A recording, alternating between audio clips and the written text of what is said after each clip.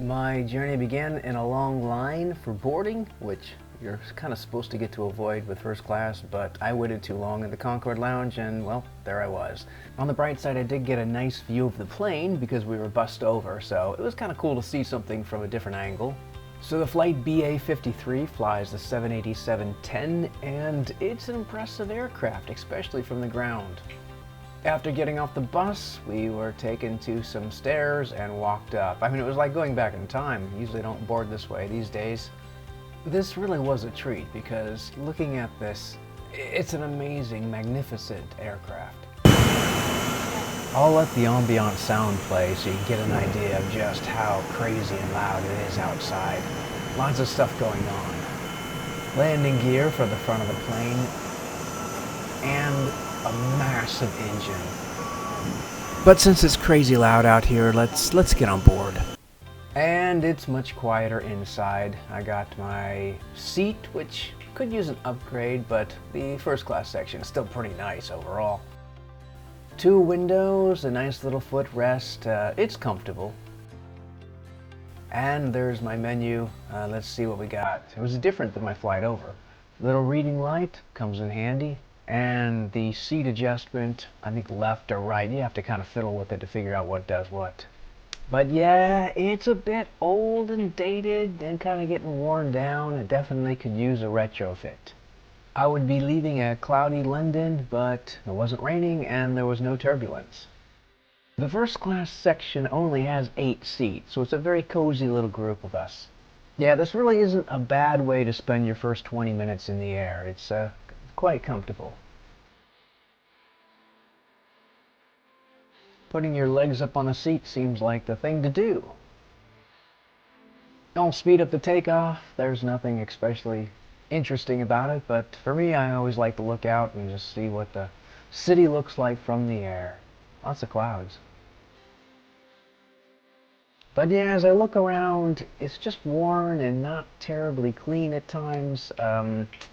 That part doesn't really reflect first class, but again, great service and great food. It's just, it could be cleaner and updated. Those are the only 2 main complaints. The hot towel, always a nice little gesture. Though you have to use it fast, the heat does not last long.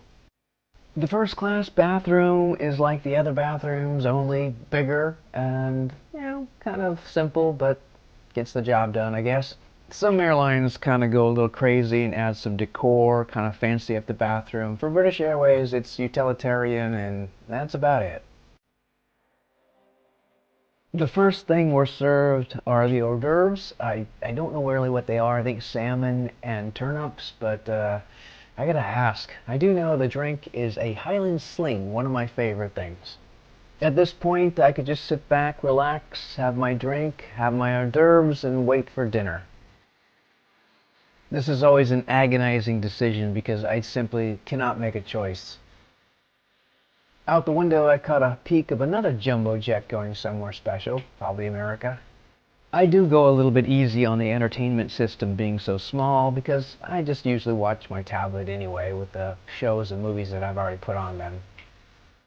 The storage area in first class is pretty nice. I can fit a few things in those little nets. I do hope the other passengers don't mind, but I of course got to play with the blinds a few times. They're electronic and you kind of can make them go up and down. They're kind of neat, although I like the digital dimming windows a little better, but these are kind of fun to play with. Now, I'm not really fond of the cryptic symbols. I wish they'd have a better way of describing what they do. And of course we have the headphones, which I don't usually use. Although if you want to watch the in-flight entertainment, I guess you kind of do have to open them up or bring an adapter plug, but they're okay. I don't think they're the greatest things in the world, but they get the job done, and yeah, what else are you gonna do? I imagine future retrofits are gonna start adapting Bluetooth, which will be nice if you can use your own earbuds. In first class, they will do this for you, but I could help them out and bring out the table myself, which kind of folds out 2 directions, and it's a decent amount of space. Feels a little tiny bit cramped, but not too bad. The flight attendants did bring out a tablecloth and silverware and salt and pepper and butter and oil and everything you're gonna need. But let's see what the in-flight entertainment has. Grease, that's not going to work for me. I started off with what I believe is the Queen Anne's tart. Pretty good. I'd recommend this. It doesn't fill you up, but it's quite tasty. And I did decide to use some of the in-flight entertainment for my meal. I think I went with the Tulsa King, which was actually not bad. I then went with the beef Wellington, which is pretty good. The potatoes were probably the best part, and the broccoli was good too. The beef was okay. I mean, didn't blow me away, but it was edible. And it's tough to do beef right in a plane. And when I fly first class or even business class, I definitely will probably be trying all the wines, especially the red ones, but this one was pretty good. Yeah, I would say they are really good about serving you whatever wine you ask for, and if you want small portions, just make sure you ask, because the pours are actually pretty decent. I should note that desserts are sometimes pretty limited, so if you know what you want, make sure you order right away. I'm okay with whatever they have left, but there's some few times that I kind of like, I wish I had gotten that. And since I tried all the wines, I guess I had to try the dessert wines or ports as well. They did not disappoint. I think that's one of the biggest things to remember, that it's a long flight, there's no hurry, so I can take my time with the food and wines and port and dessert and just enjoy it until I fall asleep later.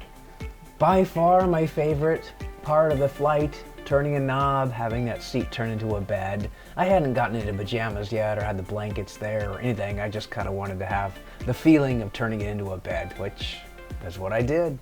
And it's so nice, although better with the blankets and pillow, of course.